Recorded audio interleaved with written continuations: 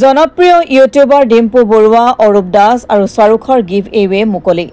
অসমৰ জনপ্ৰিয় ইউটিউবাৰ ডিম্পু বৰুৱা, শুভেন গায়খ্যাত অৰূপ দাস আৰু শ্বাহৰুখৰ গুৰুত্বপূৰ্ণ এপ অ'কে পে'ৰ বাবে আজি তামুলপুৰত গিভ এৱে মুকলি কৰা হয়।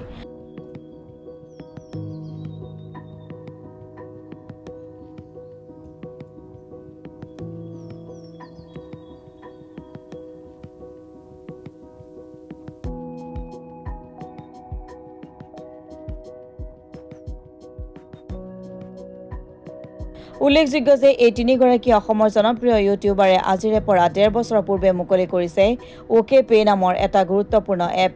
তিনিওগৰাকী ইউটিউবাৰে জনোৱা মতে এই এপৰ জৰিয়তে যিকোনো ব্যক্তিয়ে mobile recharge, DTH recharge, LIC premium, বিদ্যুৎ মাচুল আদি পৰিশোধ কৰিব পাৰিব। ইয়াৰ বাবে গ্ৰাহকে ৫% ধন উভতাই পাব। ইপিনে এই এপৰ জৰিয়তে গ্ৰাহকসকলৰ মাজত গিভ এৱেৰ ব্যৱস্থাও কৰা হৈছে। সমাগত দুৰ্গা পূজাৰ দশমীৰ দিনা ভাগ্যৱান গ্ৰাহকজনক পালছাৰ 150 মটৰচাইকেল এখন প্ৰদান কৰা হ'ব বুলিও তেওঁলোকে জানিবলৈ দিছে। আজি তিনিওজন ইউটিউবাৰে তামুলপুৰত উপস্থিত হৈ পুৰস্কাৰ হিচাপে প্ৰদান কৰিবলগীয়া পালছাৰ 150 বাইকখন ক্ৰয় কৰে।